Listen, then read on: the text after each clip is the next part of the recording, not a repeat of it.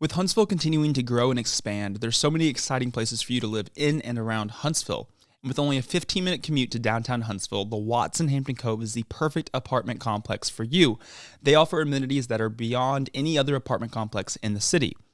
With Hayes Nature Preserve right in your backyard, over 10 miles of walking trails, beautiful mountain views, a large saltwater pool, dog park, dog spa, a 24-hour fitness studio, and so much more. Schedule your tour today and visit their website at livethewatts.com, and all this information will be in the episode notes.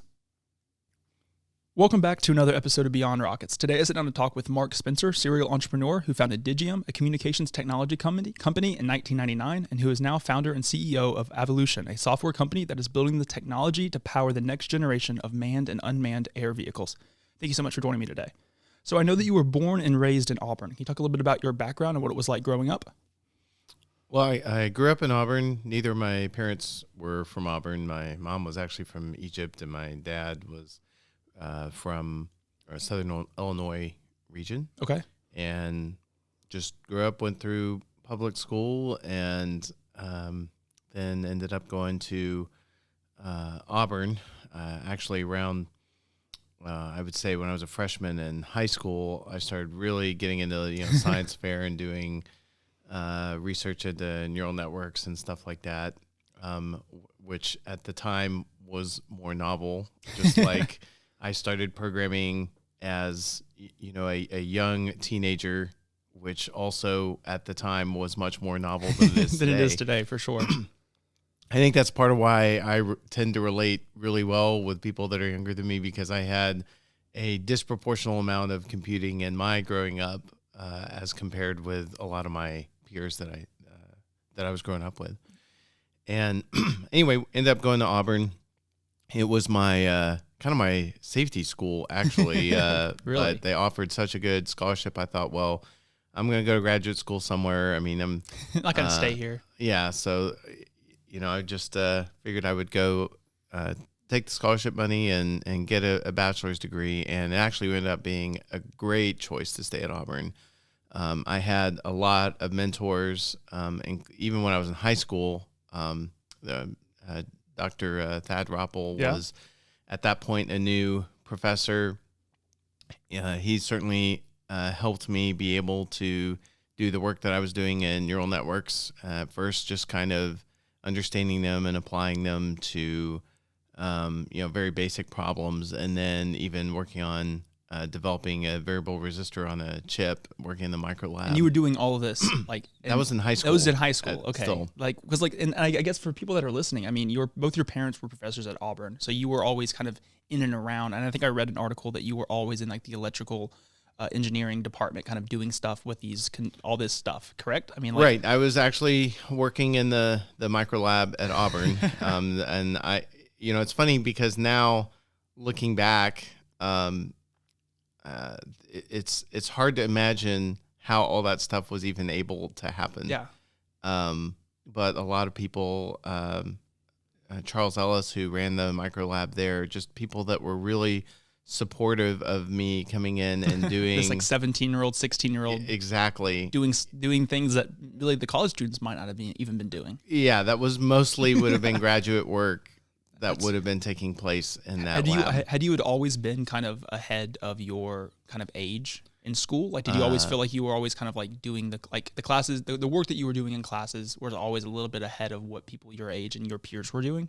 I wouldn't say so. Okay. In fact, I would say until high school, I would have probably been an average to maybe a little below average. I didn't really get as engaged with it as I did when I discovered, engineering and science as something that I could do. Yeah. And then as I proceeded through school, I got to participate in a program that was called the RSI. Originally it was, I think, Rickover Science Institute. Now I think it's Research Science Institute. And that gave me an opportunity to go to MIT as a junior. And spend a summer in high school to go spend a summer there. Wow. Doing research, and I wanted to work on my neural network stuff, but ended up just the way most institutions work, you had to have, if you wanted to go work on something in a lab like that, you're working with precious materials and highly specialized equipment, you needed somebody to fund that. And to get somebody to help fund that work, I did some other work on that was more kind of Unix related, but I got really deeply involved in Unix at MIT and appreciated that system. And when it was time for me to leave, I said, well, how can I work with this kind of stuff when I go back home? And they said, oh, well, there's this thing called Linux was fairly new at that point. And this is like 1997? This would be 94. 94, okay. Yeah, wow. So 94, 95, Linux is still just a few years old. Yeah, and like, did people, when you were you aware that if people were doing stuff like this at Auburn, or were people doing this and you just like, I want to be a part of this too? Or how did that kind of all come about? This was all through RSI. So I had, well, I say that my first Unix account ever was at Auburn because I needed it to access the software for working on the neural networks. Okay. So that was my first time getting a login. It was so much more of a Wild West at that time. Again, sort of thinking about it now, I don't know how you would get a login for a non-student onto Did it seem normal though? Or did it seem, or were people kind of just like, this is weird, but we can do this?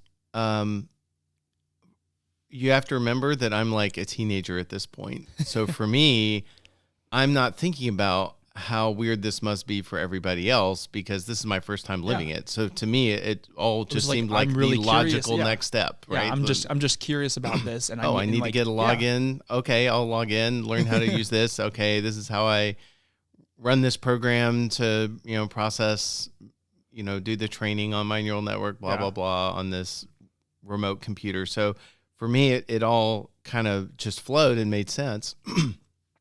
And then I really enjoyed working with Linux. I got a grant for our computer program to go get, our computer program at school to go get some new computers. Okay. And I set them all up to dual boot between Windows and Linux so that we could experiment with both of them. It's still just like wild to me is like at this moment you were still like you're knowing and doing things that you said like high schoolers weren't doing, really undergrad students not really aware of too much then. Really it was grad students, and you're kind of running your whole lab at your high school and kind of helping make this possible. Yeah, so on the neural networks I would say it was fair that would be graduate level work, but on the just working with Linux, I mean, a lot of the people that would be undergraduates would be working with Sun Unix and other commercial versions of it when they went into engineering, because that's what a lot of the engineering computers ran on. Gotcha. At that time. So do you think like those the mentors you had in high school, like you mentioned Thaddeus Ropel, and then you also had Mark Smith, co-founder of Adtran, kind of his mentors in high school. Was that kind of like that? No, Mark Smith would be later. He would be in college. But was Thaddeus the professor? Was he kind of that flip of the switch for you, kind of in high school? That kind of was like, okay, now I can now that I'm really interested in this, he's kind of helping you, direct you, and navigate you through this. I think he definitely set me on the path of, well, let me just back up and say, one of the lessons I have learned looking backwards is that it can be amazing what people can do if they don't know that they can't do it. And so having people around me that not only did not, tell me that I couldn't do things, but probably worked really, really hard behind the scenes to take down the barriers that would have prevented me from being able to do that was very, very valuable. I mean, I guess all you knew at the time was that you were just asking for this to make it possible for you to do it. You didn't know all the stuff that they were having to do. But did you kind of find out what they were having to do to make this possible? Or did you ever we've never talked about the nuts and bolts of it, but just looking at other things that I have tried to do since then, especially with Avilution, where we have a lot more overlap with things that involve the government. Mm-hmm. I have learned about how complicated things that seem like they should be very simple can get. Yeah. And how a lot of times the inertia can be a big problem to overcome. In fact, somebody mentioned one time that trying to do a project, especially one that in any way involves big institutions like, say, a government or a university, it can be like trying to drive a bus in which everybody on board has a brake pedal.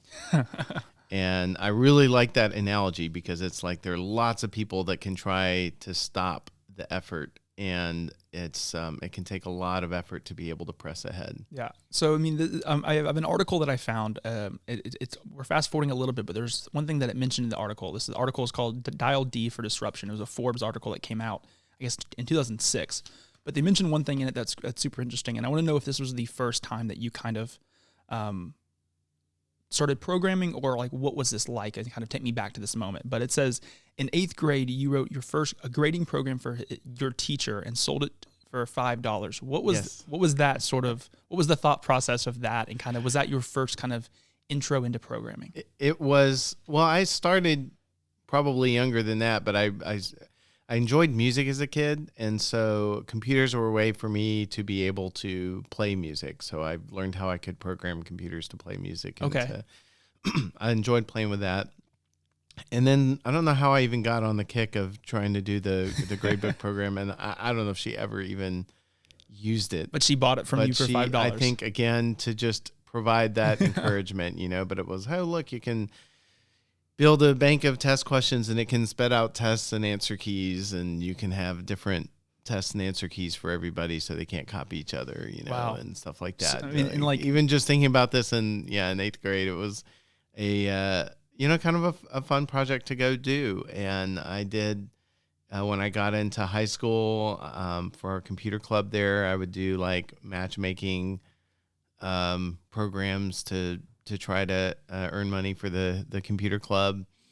And this is obviously before much more sophisticated online dating. This was, in fact, if anything, what I would say is trying to do a matchmaking application teaches you a lot about how the biggest problems in software all have to do with not fully understanding the requirements. Huh. So Interesting. if going into it, I would think something very simplistic like, okay, you just need to match up whoever has the common interests on one side with another. And you would get these, interesting edge cases. Like there was one person who basically liked everything, and therefore they would be everybody's, number one match. And then you'd have, somebody got matched up with their sister because there's no logic that says that's not how that's supposed to work, right? So all kinds of like just weird things that would happen where you learn, okay, you need really good requirements to go in and write software. Yeah. So, I mean, and it looks like, I think there's even a quote from Thaddeus, the professor that was kind of a mentor in high school for you. And it says that he would go over to your house and you'd be finishing writing a symphony on his synchronizer, but it never kept you from the high school work. So you were always doing projects like this, kind of figuring out ways to make computers do stuff in music, or I guess even in 8th grade, writing a grading software for your teacher. But it never really ever affected kind of your grades in school and kind of what would ultimately allow you to get the opportunity to go to Auburn and get that full scholarship. Yeah, I will say that I think the scholarship at Auburn probably had more to do with the research that I did than it did with the grades. I mean, I did okay. I think I was maybe 13th in my class or something like that. I was probably in top 5%, but I was not like valedictorian or anywhere close to that. But my focus, I guess, has always been kind of more on the practical side of things. Yeah. I always loved Legos as a kid, putting things together. And I think that has influenced a lot of the directions that I've gone with projects that I've tried to do, the things that interest me as a technologist and engineer.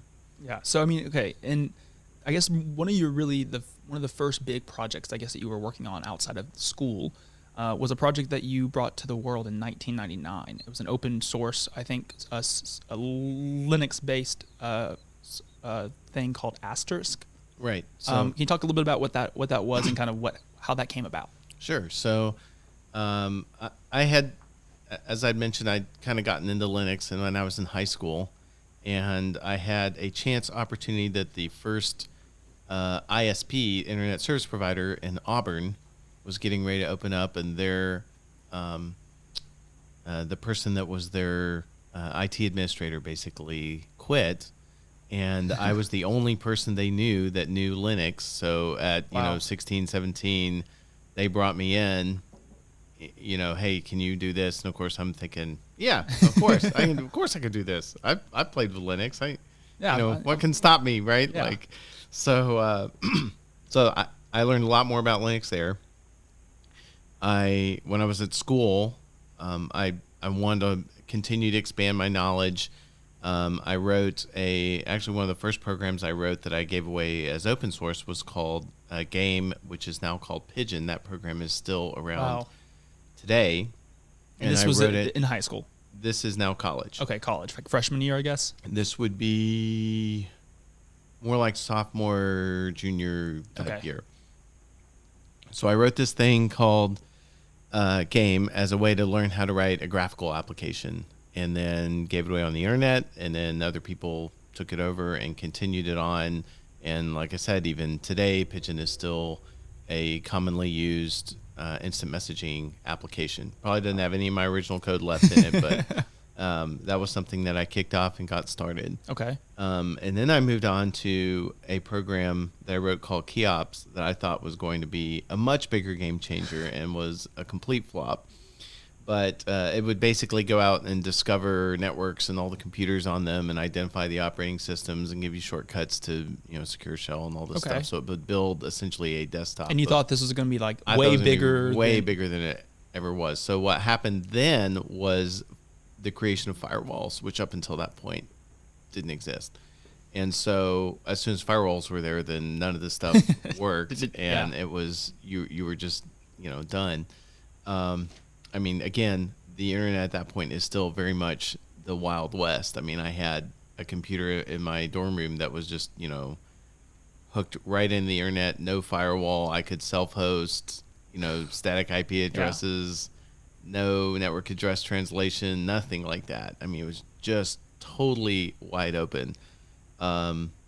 And was this so when you were creating these two different, like Pigeon and then the other one that you thought was just going to be this amazing thing, was this around the same time of having your co-op at AdTran, or did that come later on? So these are around that same time. Okay. So those would probably predate my co-op experience at AdTran, but it is amazing sometimes how very small events can influence the direction of your life. Yeah. And one of those events was that I had neglected to get one of my scholarship acceptance letters in on time, which caused me to have a block on my schedule until I got that resolved. And by the time I got it resolved, now I couldn't get the classes that I wanted to get. Yeah. So as a result of that, I decided I would do the co-op program. Okay. So signed up for co-op, had a few interviews set up. Inadvertently slept in past most of them and only got to interview with two companies, which were AdTran and Motorola, both of which were actually Mark Smith companies. Really? Okay. And I went to Motorola, and it really kind of felt like a prison, just almost like a caricature of the typical office environment. Where was the office at? Was it in Huntsville? Huntsville on Bradford Drive. And then I went to AdTran, which at the time was still, fairly, snappy small company, and interviewed there. And then somewhere along the way, somewhere was like, we're going to take this a different direction. And they took me to meet with the VP of technology for the company, which was not on my normal interview schedule as a co-op. 100%. And you probably would have most people never get to even meet that person. It's just kind of there. Maybe they see them in passing, and you're getting to sit down and talk with them. Yeah. So we had, this conversation. We talked about Linux, all the stuff that, I was working on, and, the things that interested me. And he took me down to the HR office, and he said, give him an offer today. Let him take one home. And she's like, all right. So they did offer. I ended up accepting that. Co-op there. And while I was a co-op, I was kind of the go-to guy for all the Linux questions. So, eventually I thought, well, I could probably turn this into a website that would help me organize this. So I made a little website. And you're to only try like to 20 at this time, like maybe 21? It would probably be 19 to. No, yeah, you're right. It would be more like going into 20 or so. Okay. Yeah. And they're coming to you asking your advice at this big, huge company on Linux. Right. So, well, I mean, a lot of people would, people in school. So I had a website to kind of organize it. And so some of my other Linux friends can kind of come in and help out. And then eventually, as my co-op was starting to come to a close, I thought, well, why don't I just build a company around the idea that you can have free support and you can pay for support, and the pay for comes with basically service guarantees. So decided to do that, and I had a website I built up. I built up computers because of course I got no money, right? I'm a college student, broke college student. I think I read something like you only had like $4,000, and like the service that was and yes. this thing to do this cost astronomical at the time. Right, which is the phone system, which is the one piece I did not have. Okay. And I had been, kind of tangentially made, to know some of this stuff about how telephony worked from my experience at Adtran. And I thought, well, if I can just get a call into the computer, then it's just data and it's just a program. I can just write one. So I wrote my first version of Asterisk as essentially a cost-saving measure. I used hardware that I had from Adtran, kind of leftover stuff. I showed them how I could do calls between where I was and Adtran, doing voice over IP before any of that stuff had been standardized. And then went about, gave it away on the internet because I was a Linux guy. That's what I did. Yeah. I think this article even says like you couldn't build a system like this. No one company can do it all. When you open source, people just keep improving things, and that was kind of the thought process. What I will say is, I feel like Quentin makes it sound like this was much more directed than it was, in the sense that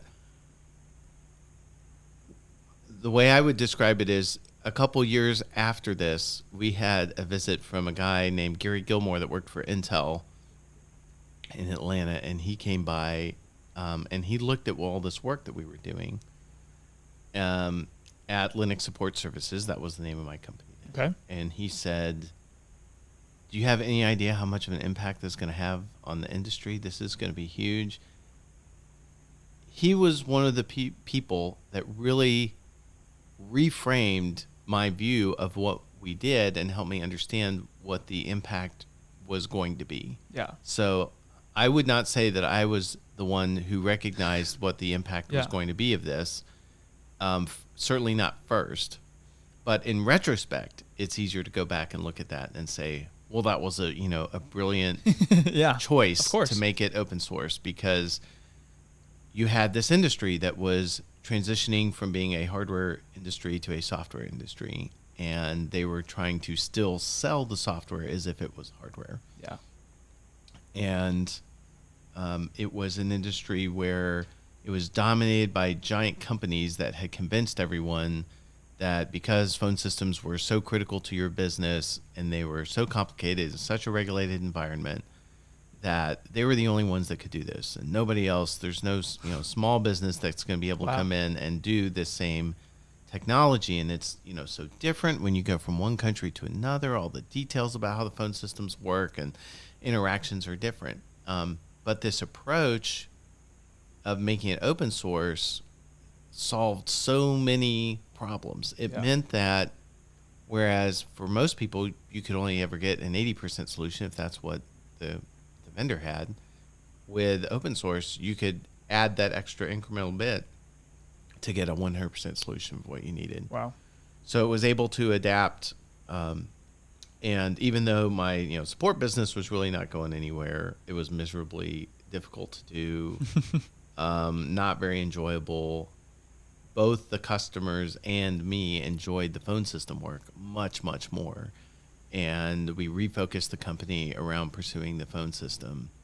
You changed the name to Digium. And changed the name to Digium because obviously it, by the time we were selling a lot of hardware, it didn't make more sense for it to be Linux support services, and Asterisk became then the program that was what we built the whole company around. Yeah. And even at the beginning, probably 2001, 2002, we're going to our first shows. I think the first, we'll call it in quotation marks, a trade show that we went to was Freaknik, which was like for telephone freaks. And by just a few years later than that, we were at a conference, and I was introduced to the CTO of, I think it was MCI at the time, which was a big rival to AT&T. And someone introduced me and said, "Oh, this is Mark Spencer. He wrote Asterisk. Have you heard of Asterisk?" And the guy was like, "I've heard of Asterisk. Of course I've heard of Asterisk. Who hasn't heard of Asterisk?" And I was like floored at this notion, which I assure you that in 2002, lots of people in the telecom industry had no idea what Asterisk was. Really? It was still very, very new at that point. Because it looks like this article even talks about how, I guess at the time in 99, it had been downloaded about 500,000 times, and it was being downloaded about 1,000 times per day. And so, like in 2001, when you're at this trade show, you still are just unaware that But people... that's very small compared to the telecommunication industry at large. Yeah, right? And to have this guy know who you are, you're just like, you're just a guy from Auburn that lives in Huntsville and is starting this company. That's right. And he knows you. Yeah, and I had moved the company to Huntsville because basically when I was still doing the tech support, I had some offers to buy my company that was now not even a year old. Really? And so and they were kind of outlandish for where we were. This was at the height of the first, I guess, tech bubble around 2000. And you were still, I was still in Auburn at this point. You were still in Auburn, okay. So I booked a meeting with Mark Smith to ask his advice. And in fact, he wasn't available that day, but he had his CFO at the time, a guy by the name of John Cooper, met with me and brought a couple other Huntsville entrepreneurs to come talk. And we had this conversation. In the middle of it, John Cooper had to go take a phone call from Mark Smith. Anyway, at the end of it, they say, you should absolutely sell your company and go take the money and run. So I'm getting ready to leave, and I hear him page me over the intercom, and I go back up to John Cooper's office, and he says, "I know they told you should sell, but we would like to make an investment instead in your company if you would consider doing that." And so I took this initial kind of a seed money round from Adtran. And that was in late 90s? That would be 2000. 2000. That closed. So and you sold about 1/7? I sold about 15, basically just under 15%, or about 15% of the company to Adtran. And they will just greatly simplify here and say there was another piece that they could be paid back or could be converted, and it ultimately got paid back, which is a whole other story for another day. But in any case, that launch of Asterisk really started to pick up, and Adtran started to develop their own phone system using a different system. And I had met Mark Smith and asked him about what. Are you at all concerned about the overlap? And he's like, "No, just go do your own thing." And I tried to get Adtran to use mine, but sometimes you have not invented here syndrome. Yeah. And I think Mark Smith, like a lot of good executives, views his main role as bringing in a team and is not trying to push things down anybody's throat. I think he tried hard sometimes to give me the audience of people, at Adtran that were involved in the phone system. And he would when I would go and give him regular updates of where we were, and I would give him demonstrations of what he could do, he'd bring in all his engineers and say, "Look at what Mark's doing. Look at all this stuff working." This is crazy. and I think he was well-intentioned, but I think that if you're working on a project and someone brings in somebody else, especially that's, half your age, that's going off and doing, dramatically even more powerful stuff, right? Way farther along. It doesn't necessarily make you go, oh, we should just go use their product, right? Yeah. A lot of people react much more negatively to that. Yeah. And I think you have to be cognizant of that effect. That what it really did was, I think it made them want even less to try to work with me, because they felt like they were basically just being shown up in this effort, rather than it being as constructive as I think. Yeah, I mean, what's crazy is, like, I mean, you have a pretty the software of Asterix. You're doing that in college, and you get out of college and you're doing this company now kind of full time. Right. Was it weird? Did you ever envision that you would be kind of graduating college and having your own company, or did that kind of just the places, the people were in the right places at the right time to make that happen? Timing was a big piece. Mentorship was a big piece, but there were still odd things, like in my last quarter at Auburn, because it was still on quarter system, I was trying to close my first round of financing and not get a C in dynamics. And I still got a C in dynamics, but I did close the first round of financing. So it was weird juxtapositions of priorities, having started so much earlier, and while I still was a full-time student. Yeah. And then when I got to focus on it full-time, that was definitely a lot different. Yeah. I mean, and I guess having a mentor like Mark Smith, but like Mark Smith is absolutely, I mean, the how successful he was in his career. I mean, and having him being so invested and interested in being a mentor to you, I mean, those things don't come along often.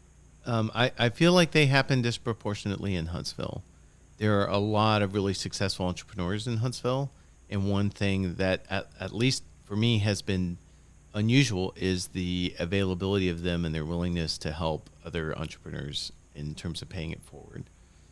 So Mark Smith was certainly a mentor, but there are others like John Cooper, even after he left AdTran, who were important mentors to help me. People like Jim Webster at Connexent, which was a company right next to us when we moved in. They called us daycare, because at that point our average age was under 21. Wow. At the company. And they also worked in telecommunications stuff, so I would oftentimes go and ping him. So let's fast forward just a little bit as far as kind of this story and your story. So in 2006, you had about 50 employees or so, I think I read. What was those first 5 or 6 years looking like as you were growing Digium kind of as a full-time? You're out of school now. You had your full attention was on Digium, and what was kind of your day-to-day work life like at that time? Well, I had, other than my co-op experience at AdTran, I'd never had much in terms of what you might call a real job. Right? I'd been that system administrator. That was in a very small company. So I built Digium kind of the way I wanted to have a company, where the focus was all on, your work performance and what you could do there. And so I tried to make an environment that was fun for people to come in and work, where the line between work and play was very blurry. And I had, in many ways, from a work experience, a good experience. It was very difficult at times, because especially before we crossed some important bridges, we were using up our money that we had, and I was worried about how I was going to keep everybody paid. We even had someone that stole money from the company, which actually made it even that much more bad. And you're navigating this all in your early 20s. That's correct. Yeah. So started Digium at 21, just before I turned 22. So all this is happening in early to mid 20s. And then one day we had a guy named Greg Vance come by, who was selling T1 circuits, basically digital telephony lines. And like any good sales guy asked, what do you guys do here? And we explained what we did. And he was so enthusiastic that we basically ended up hiring him to be our first sales guy. And that was absolutely transformational for the company. We went from losing money to making money and paying off the extra loan part from Adtran in a quarter of the time that we were supposed to. And this is 2003? This is, somewhere around 02, 03. Okay.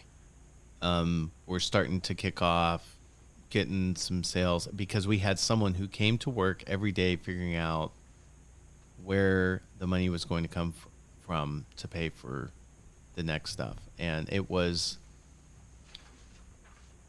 I mean, he would, even though he's not an engineer, he would be way high on my list of people that were most responsible for Asterisk being able to perform the impact on the industry that it did because of his joining when he did. So again, timing and just being in the right place, right time. And it's what's crazy is like he came to that day when he showed up at Digium just to kind of show the product that he was selling, and you ended up then hiring him.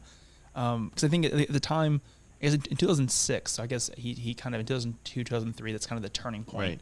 And in 2006, you had up to like about 50 employees, I guess. It looks like I was reading. I think you have to remember that I came into this with no business background at all. Yeah, just a tech background. So, yeah, I was a tech guy. I knew, kind of hit the threshold where I knew enough about the technology to be able to have some ability to execute, but not so much as to know what I couldn't do. Okay. And that, to me, is kind of a magical blend of being in the right place. However, I had no business background, right? So we had, for example, what I would call flower shop financials. I could tell you what we spent on travel. I could tell you what we spent on rent, but I couldn't tell you what we spent on marketing or what we spent on engineering. Yeah. We had no departmental level budget. Wow.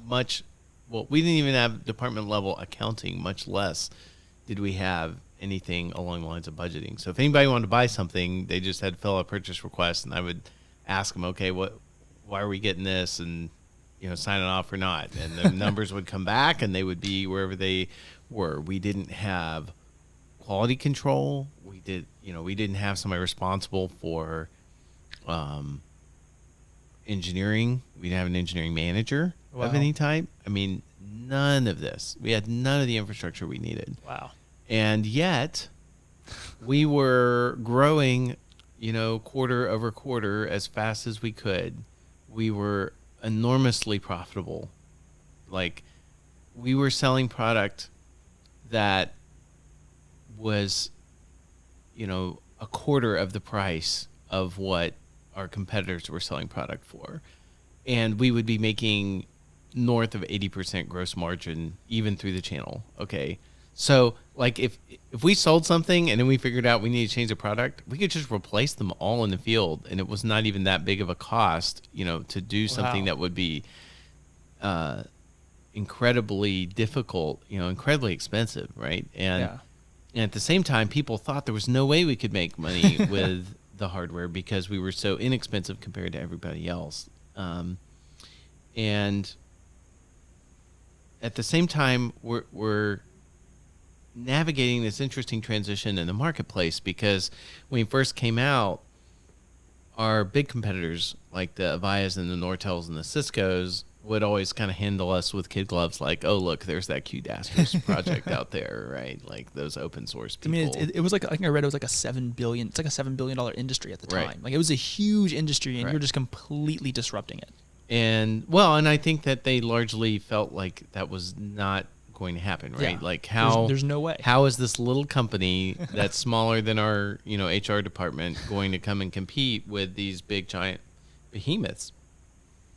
And I think at the beginning, they didn't take it as a very serious threat. But then as time went on, and the mind share increased for where open source was going, then it became a much more obvious threat to the traditional way of doing business, because we weren't competing by just trying to out-feature them. We were competing by providing a different value proposition to the customer that said, you don't have to have vendor lock-in. Yeah. You can go make your changes and not be dependent upon it. And that was that was kind of, I think, the most transformational piece of it. Yeah. I mean, and like you said, you're growing and growing and growing.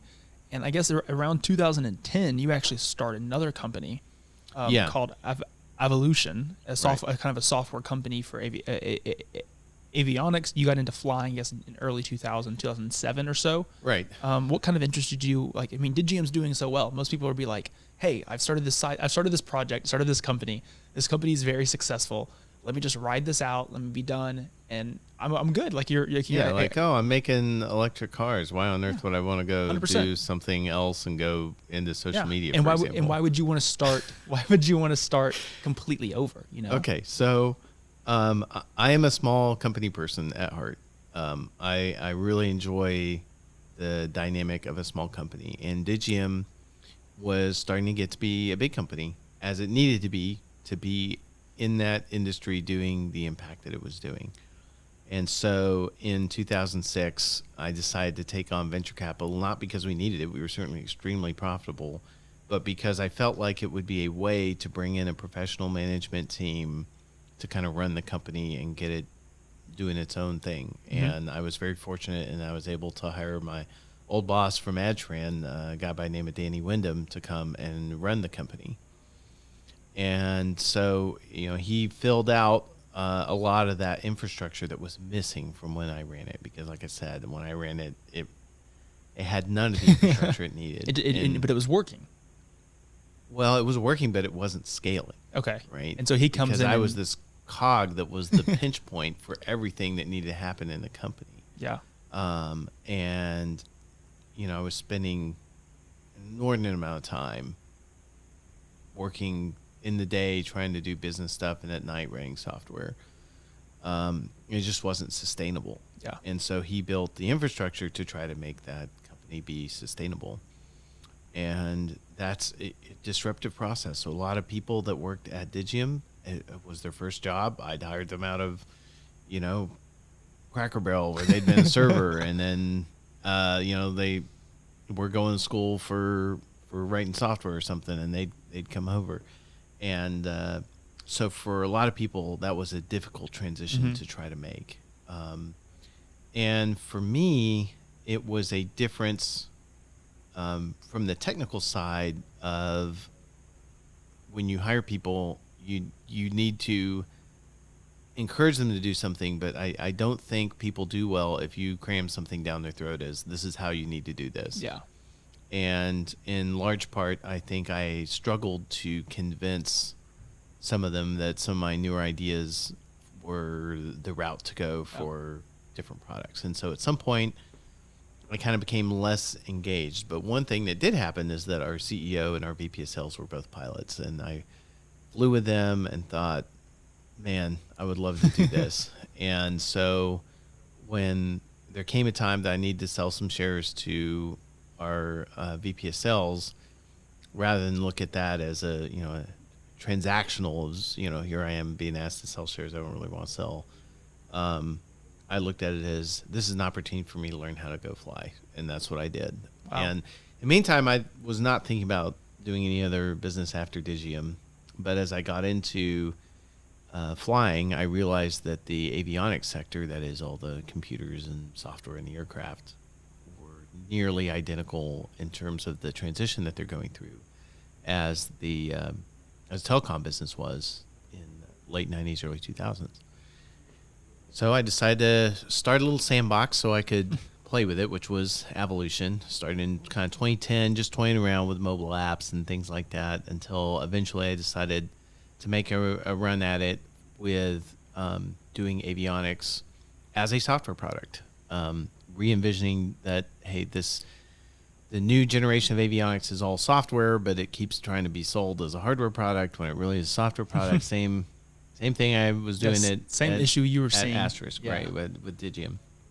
And so I decided to go after that, and that's what I've been doing since then. And it's a lot of very similar challenges in this space, a lot of inertia that you fight. In this case, since there's a lot more government overlap, particularly in the customer base for the kinds of software that we develop, we run into a lot of challenges, new challenges that I couldn't have foreseen. Yeah. Differences between the way the government actually buys product, for example, getting in the way of the kinds of products that they need to buy, and that presents a lot of really interesting technical and business challenges for us that we're working to cross now. Yeah. But I will say that it is really fun to get to fly behind your own software. It's really fun to work on solving problems that have vexed people for a long time, and to be able to attack them with simpler solutions than what is typically envisioned for what's required here. Yeah. There's a great quote that I love that is from the inventor of Quicksort, and he said there are two ways to design a piece of software, basically. One is to make it so simple that there are obviously no deficiencies, and the other is to make it so complicated that there are no obvious deficiencies. And we are very much focused on that first one, which is much harder. It is much harder to revisit and not try to just, patch on additional logic, but say, what was wrong with my original assumptions? How do I go back and come up with the simplest solution that addresses whatever these new requirements are? Yeah. And that's kind of what we've been doing. And we're very fortunate that this year in particular, we have been given the opportunity in a couple of different programs to really demonstrate that we can actually do what we have said we can do along the way. So I'm hoping that this will be a transformational year for us to be able to actually move to that next step. Yeah. So, I guess just finishing off sort of the Digium story, 2018 was sort of that end of Digium. 2018, it was acquired. Correct. And I think it was like someone reported like 28 million or something like that. What was that moment like for you, thinking back from you starting it in your dorm to you being in it, then having the business side that you had Danny Wyndham join on, to then now in 2018, you already have Avilution already starting up, you're working on that, and then Digium. So what was that moment like for you? Well, I have to say that selling Digium was definitely emotional. I had been not as connected with it, of course, in the last several years. It was much more of a part-time kind of engagement rather than full-time engagement. And the thing is that the value probably would have been higher earlier. And there are a lot of lessons I would say about how it worked out. I would say that from a financial perspective, Digium was kind of a base hit. The investors were largely whole. We did okay. The biggest thing was preserving the jobs for the employees, in my view, with that acquisition more than anything else. But there were missed opportunities a lot along the way that could have maybe ended better from a purely financial perspective. Mm-hmm. However, I will say that Asterisk as a program was a knock it out of the park success in terms of the impact it has had. And for me personally, that success of Asterisk is the part that kind of warms my heart the most. Yeah. Meeting people who, especially people who come for training from other countries. I met a guy one time. He brought me like I think it was some Colombian coffee or something like that. And he was from Colombia, and he said, your software is what enabled me to build a business that allowed me to send my kids to college. That kind of thing, the idea of democratizing an industry that had up until that point been dominated by large players. That was the huge win. Yeah. It wasn't the financial piece. I mean, I certainly did okay. I earned enough to be able to start my next company. Yeah. It was more about that success. I think was much higher than the success from a purely financial point of view. And just even it's hard to looking back on it, I couldn't even imagine thinking what you did when you created the program to then thinking it now in 2018 when it's sold and the company sells. It's like that was never, you never really probably had that intent when you created it. It just kind of like the steps, the growth, and the impact that it would have is just insurmountable. You mentioned a little bit of it a second ago, but transitioning into Avilution, you've had that success with Digium. You kind of knew what it takes to build a company, kind of the role in which it is, how to disrupt an industry, like you did with Digium. But there's a lot of things you probably, like you said, you didn't realize were going to be as tough as it was. Can you talk a little bit about sort of those, like maybe the hats that you wear within Avilution when you had to start that company that you maybe did not know at all you were going to have to deal with, that you now are having to kind of be front and center because the company is now a small company. It's just you and a few people. Are you asking sort of what's different? Yeah. What's different? I mean, like you would think like you've had that success with Digium, that starting another company might be a little bit easier because it's you know what it takes. There are definitely some things where I'm leveraging my experience with my previous company with Digium to be able to do things in Avilution in hopefully a better way. But there are a lot of new challenges that just didn't exist in that space that are different kind of optimizations, things you have to do differently. Understanding more about what matters to the end customer. There are new challenges associated with how the customer purchases product, especially on the government side. On the civilian side, we just signed our first contract with Airbus, right? That's a much easier company to work with than in many cases selling to the government, where it's people are used to things working in certain ways, and you're coming in with something that's different, where you might be able to argue highly for why there is value in the product, but that value isn't reflected in the way the government buys product, for example, that gets in the way. And that can be a difficult challenge to try to cross. On the other hand, there are opportunities here that we didn't have at Digium. Yeah. Nobody paid us to do research and development. Yeah. All right. But we can do that on the government sector because there are things like SBIRs for, small business contracts to help you develop your technology.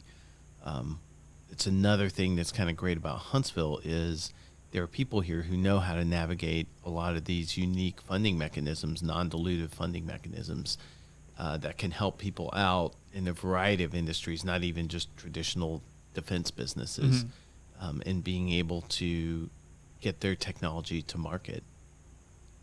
And those are opportunities, like I said, that didn't exist before. So it's not exactly the same. There are definitely some lessons to try to learn. Sometimes there's lessons you just have to go back and remember. Yeah. Right. Like even just giving a podcast like this, bringing back those memories of what it was like to start out. Sometimes you can forget those as you go along. As you start growing, yeah. So thinking about this whole journey you've had, what's one piece of advice that you'd give to someone who is listening, who's wanting to potentially start their own business, or maybe they have sort of a side hustle going on and they're wanting to go all in? What would you recommend? What's some advice you would give them? The first thing is to make sure you're doing it for the right reasons. When I meet entrepreneurs, a lot of times I'll ask them, why are you doing this business?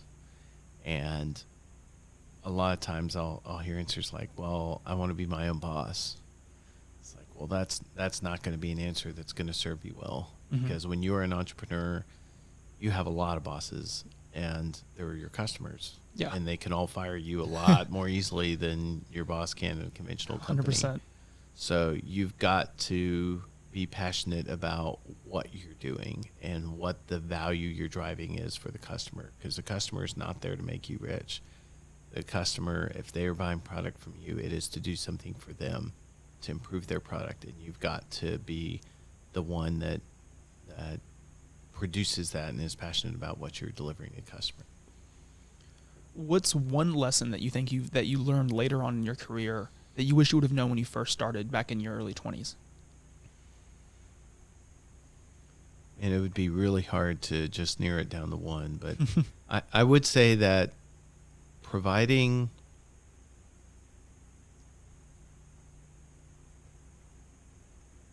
give yourself the chance to learn a little bit about how the business needs to work mechanically so that you're more able to capitalize on what success you might have. A lot of Digium's success came from the fact that we just had enough margin that we could make a lot of mistakes and still survive. Mm-hmm. And that was largely just, really good luck at being in the right place at the right time from an industry perspective. I don't have that kind of ability the second time around with Avilution. I can't make as many mistakes as I was able to make at Digium because we don't have the margins to be able to pull that off. Yeah. So understanding more about, okay, you got a plan for what's going to happen over the next 6 months. How are you going to pay the bills? That was a key piece of what it is. And the other thing is, try to get customers to buy your product as early as possible, because if you can't make an MVP that people will buy, that might not be the product you need to be making. So we've tried to make sure that customers actually want to buy the thing that it is that we're making much earlier on before it's a totally completed product. So you kind of set up my last question. But for someone who has had as much success as you have had, how much of your success would you contribute to being in the right place at the right time, and how much would you contribute to your hard work?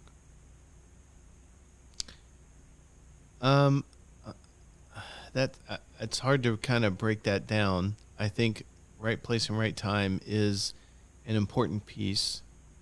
Hard work is certainly an important piece, but I would also not underestimate the importance of having a team that helps you succeed.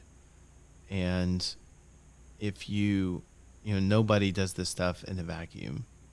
Digium wouldn't be where it was if it wasn't for a huge number of people in the industry that played a role in getting it there.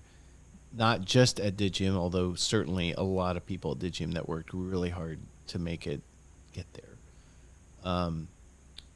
But also a lot of people outside in the industry. Mm-hmm. And I think that to the degree if Avilution is going to be successful, it will be successful not just because of hard work and right place, right time, but because there are other people who see that vision, who see the impact that it can have and what it can mean for the causes that are important to them. So for me, the cause that's closest to my heart is trying to make aviation more accessible for people, for a general audience. But for other people, it may be making our military as successful as possible, being able to go off and protect us from new threats. Mm-hmm. And there are people who, if they're passionate about that kind of a vision, will help us be able to break through the barriers that we run into by virtue of doing things different, by virtue of being disruptive, by virtue of a different pathway that isn't the way we've always done things. Yeah, I mean, I think it's crazy that you started two companies that are both in industries that are very disruptive and hard to be successful in. And Digium was very successful, and I continue to see the future and your passion for what you're doing, and the success that Avilution will have for years to come in Huntsville. Thank you for sitting down and talking with me today. It's been great. We got to meet, I guess, last week and sit down and talk a little bit, but then obviously we went into more depth today. So thank you so much. It was a great conversation, Thanks. and I look forward to the success you'll have for years to come. All right, I appreciate it.